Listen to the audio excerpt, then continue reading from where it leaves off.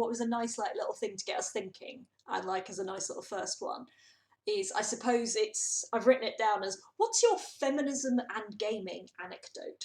Because like I feel like most people have had because the thing is day to day I don't really feel that gender and feminism and all that, when I'm sitting here gaming, I'm not thinking about feminism, honestly. I hope I'm allowed to say that as a Women's Equality Party spokesperson, but, you know, I'm not. I've been playing a free solitaire game today that was free on Epic, the one that came today, and I was very excited because every time I got attacked, there was a nibble. And I was like, that's the best type of attack. I want to be... Anyway, you see, you're a bad feminist because solitaire enhances the patriarchy because the king is number one. I know. Have you seen that wonderful crowdfunder project that gets advertised on Facebook to me all the time, which is a young girl who actually designed her own set of cards where the Queen and the King are equal? Because she wanted to change it, and her dad said, well, go and design a new set, and she did, and she's like, crowdfunding. Exactly. But yes, you're absolutely right. I should be thinking about it all the time. But I do feel that most people who game and are into feminism have like one experience or one thing which is like their feminism gaming anecdote. So mine would be the fact that as a teenager, it's no secret, I was a bit of a disgrace. I was the person who, when they got to university and everyone else was going mad about, because, hey, I'm free and I can drink and I can do this, I was like, mate, I've been doing that for years. This is like so passé now. So when I was in sort of sixth form and stuff, then we'd be at house parties all the time. And because I went to private school and because I knew lots of horribly spoilt young men, they always had like 5 consoles lined up in front of a giant TV, and a big feature of the house party was, right, we'll be playing games in the corner, and the sofa was dominated by boys doing that. And I would, and I'm kind of ashamed of this in some ways, is I would hustle them. I would go up and go, I don't know which way to hold the controller. Is this? Do you press this button? And then I would win. And then did you bet on it? Yes.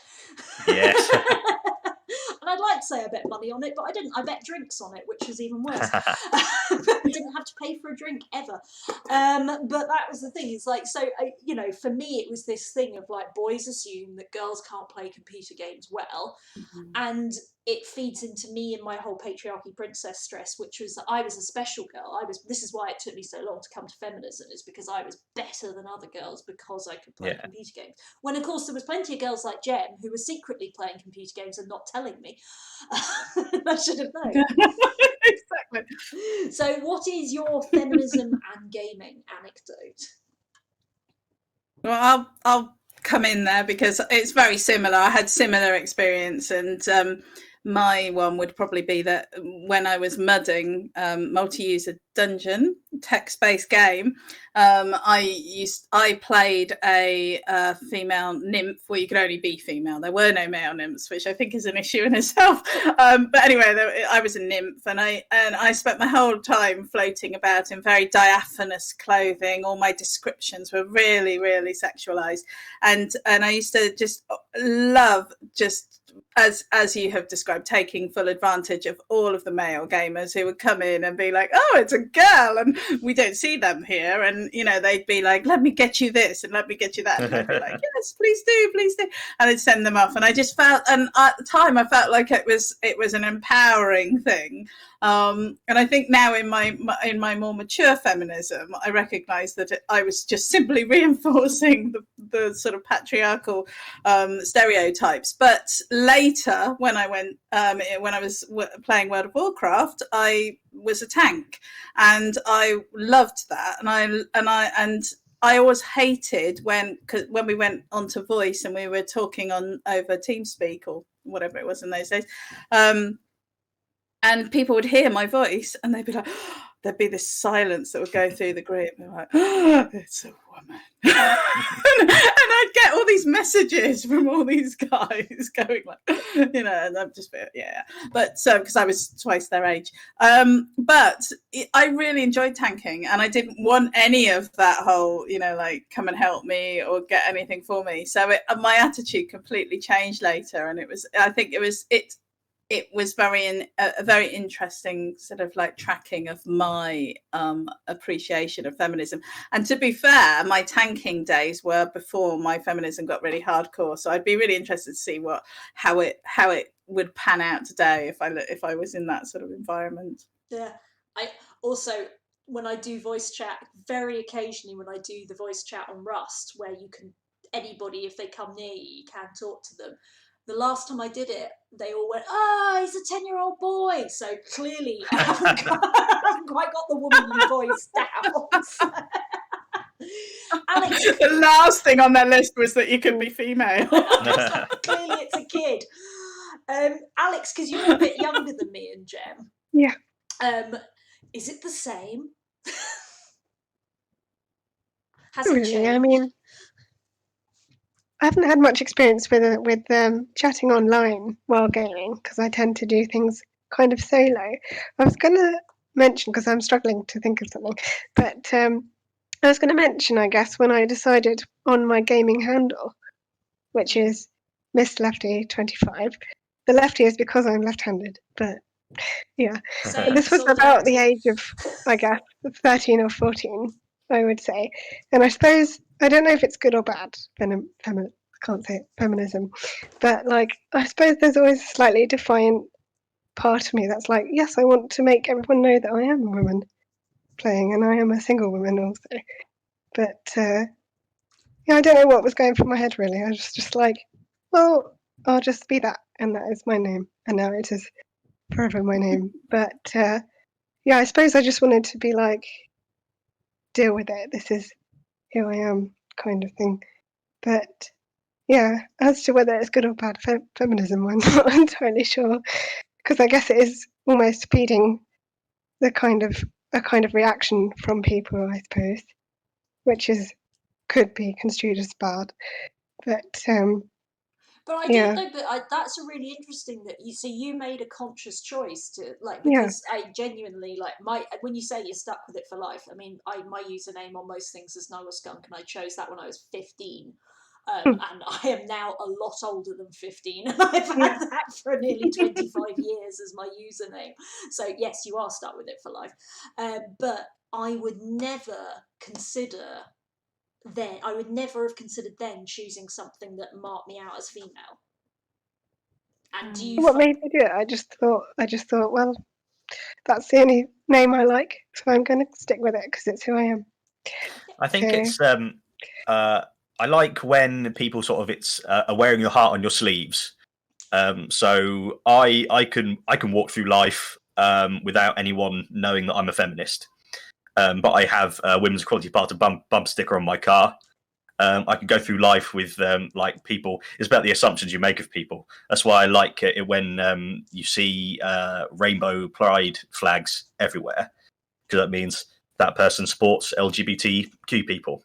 And so when you put your gender in your gaming profile name, that's a similar thing where you go, this is the reality of it.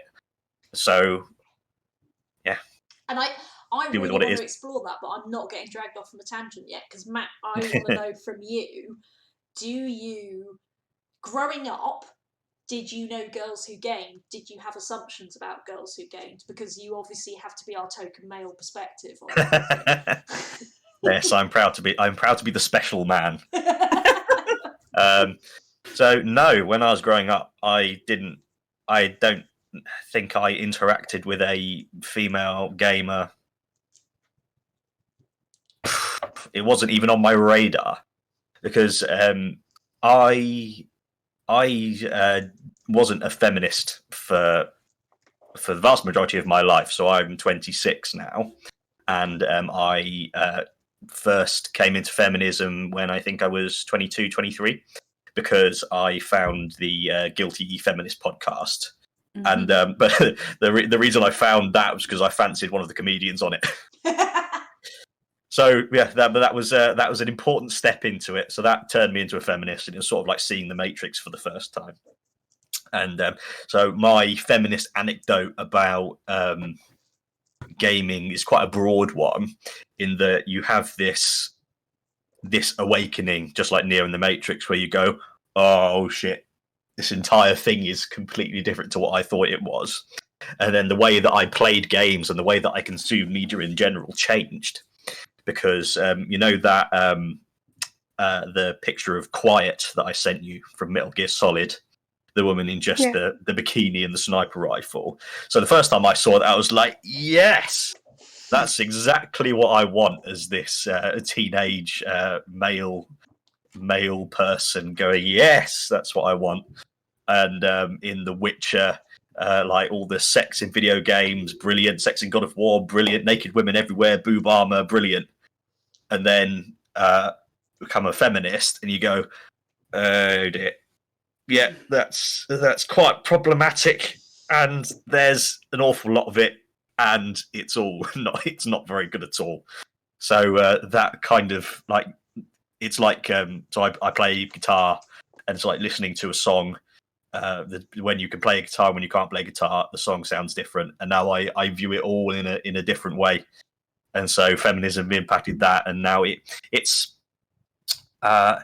also improved. Being a feminist improves your life. Being feminist improves the way that you consume everything, and it's making my analysis of games more enjoyable. So at the minute, I'm playing Cyberpunk for the second time, and it's really interesting. I played as the female character the first time, and it's really interesting noticing the difference in the voice between the woman and the man, because they seem to have made the woman like softer, and that really didn't sit well with me, because it seems like there's a vulnerability there that isn't there with the man, and it there's another thing that just doesn't quite sit right. Yeah. So really noticing all the stuff that isn't quite sitting right anymore.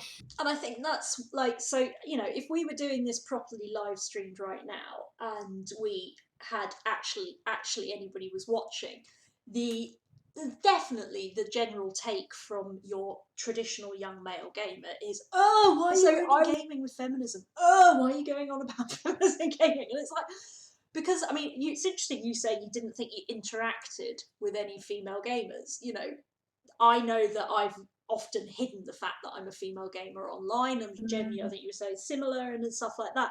And so it's the fact is that it's us female gamers sitting there, like, I remember when I played Mass Effect the first time, the fact that I could be female Shepard, and it wasn't, female Shepard wasn't a completely different character. She wasn't, as you say, Jem, in this diaphanous floaty thing. She wasn't a thing. I was like, I can be exactly like the male character. I can sleep with the same people the male character can sleep with as well, which was the best thing about Mass Effect. I mean, not the best. God, I don't just play Mass Effect for the sex scenes, let's be clear. But the fact that there was no sexuality or gender difference between being female Shepard and male Shepard was so groundbreaking, absolutely groundbreaking, in a way that I think that if you have always seen yourself, and as you say, it's like feminism change your minds, generally just all equality things change your mind. I now realise the fact that there are so few non-white characters in games is a massive issue as well, and the fact that you never get to see yourself. But the last thing I'll witter on about this before I stop wittering and ask you another difficult question is when Tony Hawk's, they've just remastered. Now, I spent so much of all those house parties, right? Once everyone had passed out at 2 a.m, I was on that console playing Tony Hawk's until the dawn came up. I have loved that game so much. So when they released the new remastered version, I bought it. And on the original Tony Hawk's, there was one female skater. There was Alyssa Steamer. And Alyssa Steamer was a fucking god to me because of the fact she was the one female skater on that. But the new version, there's loads of female skaters. I'm like, this is amazing. This is like a whole new world. And I can imagine that's just like, for the people who are like, whoa, why are you ruining our gaming with feminism? It's like, because you don't get how frustrating it is, how much we're missing out on that. I don't know, is that just me? No. So it's only recently since I started feminism that I suddenly recognise literally every game that I've ever played, the character looks like me. Yeah. So I have no idea. And what you were saying about Mass Effect, the difference between Fem Shepard, she is it's one character it doesn't matter which side you play, and they play it exactly the same, and it's awesome. That's not the way it is in Cyberpunk. It's 2 different character templates. So yeah, it shows it can be done because Mass Effect absolutely smashed it. And even on the original Xbox case, you could take the sleeve out and turn it inside out, and it had female shepherd on the outside, so you could make sure that your case was the right. And then you'd see them in second-hand shops, and you'd have to analyse how many had turned it around to female shepherd. So